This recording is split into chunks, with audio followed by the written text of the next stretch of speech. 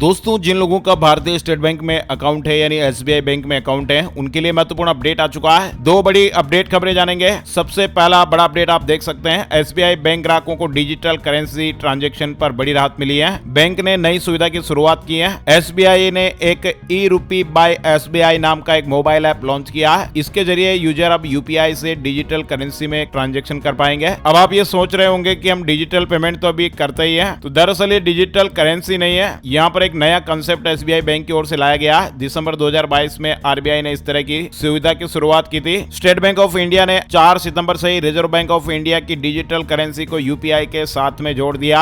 इसका मतलब यह है कि अब एसबीआई के कस्टमर भी डिजिटल करेंसी का ट्रांजेक्शन यूपीआई के जरिए कर पाएंगे। इसके लिए यूजर्स को ई रूपी बाय एसबीआई नाम का एक मोबाइल ऐप डाउनलोड करना होगा। आपको बता दें, एसबीआई बैंक से पहले देश के 6 बड़े bank yes bank, axis bank, HDFC bank, Canara bank, Kotak Mahindra bank और बैंक ऑफ बड़ौदा ने इस तरह की सर्विस को लागू कर दिया है। आरबीआई ने पिछले साल दिसंबर में central bank digital currency programme launch किया था। यानी ये डिजिटल ई रूपी क्या है? ई रूपी कागज करेंसी का एक डिजिटल रूप है जो क्रिप्टो करेंसी की तरह ब्लॉकचेन टेक्नोलॉजी पर आधारित है। यानी इसकी वैल्यू भी मौजूदा करेंसी के बराबर ही होती है। मतलब दोस्तों की यह 100 रुपए, 200 रुपए या 500 रुपए के नोट की तरह ही सरकार का एक लीगल टेंडर है, जिसे कोई लेने से इंकार नहीं कर सकता। ई रूपी को मोबाइल वॉलेट में ही रखा जा सकता है क्योंकि ये डिजिटल करेंसी है और इसे रखने के लिए बैंक खाते की जरूरत भी नहीं होती है। ये 2 तरह की करेंसी होती है, सीबीडीसी होलसेल और सीबीडीसी रिटेल। अब दोस्तों, आप ये सोच रहे होंगे कि जब कैश की सुविधा पहले से ही है, यूपीआई का हम इस्तेमाल ऑनलाइन पेमेंट के लिए करते ही हैं, तो फिर ई रूपी की आवश्यकता क्यों पड़ी? दरअसल यहाँ पर कैश और ई रूपी में कुछ अंतर है जो आप जरूर देख सकते हैं। कैश जो है वो फिजिकल फॉर्म में होता है, यानी नोट जो हम जेब में रखते हैं वो कैश कहलाता है, आप जानते ही हैं। ई रूपी क्या होता है कि ये डिजिटल फॉर्म होता है, डिजिटल रूप में होता है। कैश को जारी करने के लिए नोट छापने पड़ते हैं और इसमें ई रूपी में इसकी कोई जरूरत नहीं है, छपाई की जरूरत नहीं होती है। कैश जैसे 100 रुपए का नोट छापने में लगभग 17 रुपए के आसपास खर्चा आता है। छपाई की तुलना में इसमें नॉमिनल खर्च बैठता है। 4 साल में नोट खराब हो जाते हैं। कागज के नोट है वो जल्दी खराब होते हैं। यहाँ पर ई रूपी में फटने और खराब होने की कोई संभावना ही नहीं रहेगी। इसके अलावा कैश लूट या चोरी होने का खतरा रहता है। ई रूपी में चोरी का कोई रिस्क नहीं रहता। नोट तो आपका नकली भी हो सकता है, आपको सावधान रहना पड़ता है, लेकिन यहाँ पर नकली होने का डर नहीं रहेगा। यानी यूपीआई से ये ई रूपी कैसे अलग है, इसकी जानकारी भी आपको बताते हैं। यूपीआई से ट्रांजैक्शन करने के लिए बैंक अकाउंट में पैसा होना जरूरी है। हमारे बैंक में पैसे होंगे तभी हम यूपीआई से पेमेंट कर पाएंगे। इसके लिए या तो आपको खुद फिजिकल करेंसी को अकाउंट में अपने डिपॉजिट करना पड़ता है, यानी पहले आप बैंक में पैसा जमा कराएंगे या फिर कोई आपके बैंक में पैसा जमा करेगा, उसके बाद ही हम इस सुविधा का फायदा लेते हैं, ऑनलाइन ट्रांजैक्शन में काम में लेते हैं। या बैंक अकाउंट में हमें जाकर पैसे ट्रांसफर करने होंगे। इसका मतलब यह है कि किसी न किसी को एक बार तो फिजिकल करेंसी हमारे बैंक अकाउंट में डिपॉजिट करनी ही पड़ेगी, तभी ट्रांसफर पॉसिबल हो पाएगा। लेकिन यहाँ पर दोस्तों ई रूपी में एक बार भी फिजिकल करेंसी को बैंक अकाउंट में नहीं डालना पड़ता है। यानी ई रूपी ट्रांजैक्शन में बैंक अकाउंट की जरूरत ही नहीं होती है। आरबीआई फिजिकल करेंसी की जगह सीधे ही डिजिटल वॉलेट में पैसा ट्रांसफर करता है। इसका मतलब है कि आप अभी जिस तरह से अपने जेब या लेदर वॉलेट में नोट रखते हैं, उसकी जगह वॉलेट में आप ई रूपी रखेंगे। यानी ये आपका एक तरह से ऑनलाइन बटुआ होगा और ट्रांजेक्शन कर पाएंगे। ये डिजिटल वॉलेट बैंक की ओर से जारी किया जाता है। यानी एक और यहाँ पर जानकारी जो जरूर जान लेना चाहिए, अन्य पेमेंट सिस्टम जैसे आप जानते हैं कि फोन पे है, पेटीएम है, गूगल पे है, इसमें ट्रांजैक्शन के बाद बैंक सेटलमेंट की जरूरत पड़ती है। यानी इन प्लेटफॉर्म पर आपका ट्रांजैक्शन कम से कम एक बैंक से होकर गुजरता है, जबकि ई रूपी में जो सीधे ही कैश की तरह क्यूआर कोड स्कैन करके पेमेंट कर सकते हैं। ई रूपी से सरकार को भी फायदा है, नोट या करेंसी छापने का खर्च बचेगा, नकली नोटों की समस्या भी हटेगी, सरकार हर ट्रांजैक्शन पर नजर रख पाएगी, टेरर फंडिंग और ब्लैक मनी को रोकने में भी मदद मिलेगी। तो ये दोस्तों एसबीआई बैंक ने अभी अपने ग्राहकों के लिए भी डिजिटल करेंसी की शुरुआत कर दी है। ग्राहक अब यूपीआई क्यूआर कोड के इस्तेमाल से डिजिटल करेंसी से भी पेमेंट कर पाएंगे। धीरे धीरे जब आप इसे इस्तेमाल करेंगे तो ये आपको और इजी समझ में आ जाएगा। इसके लिए e rupee by SBI Google Play Store पर ये मोबाइल ऐप है, आप देख सकते हैं, डाउनलोड करना पड़ेगा। इसके अलावा दूसरा अपडेट दोस्तों ये आ रहा है कि एसबीआई बैंक के जो ग्राहक है वो 30 सितंबर तक जरूर अपना एक काम निपटा लें। भारत के सबसे बड़े सरकारी बैंक एसबीआई बैंक ने बैंक लॉकर रखने वाले ग्राहकों के लिए एक नोटिस जारी किया है। अगर आपका भी एसबीआई बैंक में लॉकर है तो तुरंत पहले अपना एक काम आपको जरूर निपटा लेना है। भारतीय रिजर्व बैंक आरबीआई ने सभी बैंकों को अपने ग्राहकों को बैंक लॉकर के नए समझौते पर साइन करवाने के लिए कहा है और ये काम बैंकों को 30 सितंबर तक पूरा करना है। यानी अगर आपका भी एसबीआई बैंक के किसी भी ब्रांच में बैंक लॉकर है तो वहां जाकर आप एक नए बैंक लॉकर एग्रीमेंट पर साइन जरूर कर दें, वरना आपको बाद में परेशानी आ सकती है, दिक्कतें आ सकती हैं। तो ये दोस्तों 2 बड़े अपडेट थे जो आप लोगों के लिए महत्वपूर्ण थे। उम्मीद करते हैं आपको इसी तरह की काम की जानकारियों के अपडेट हर रोज मिलते रहेंगे। इसके लिए वीडियो को लाइक जरूर कर दीजिए, दोस्तों के साथ भी फेसबुक और व्हाट्सएप पर शेयर कर दीजिएगा। माई स्मार्ट गाइड को सब्सक्राइब सब्सक्राइब कर लीजिए ताकि आपको ऐसे ही अपडेट्स हर रोज मिलते रहेंगे। आपका बहुत बहुत धन्यवाद।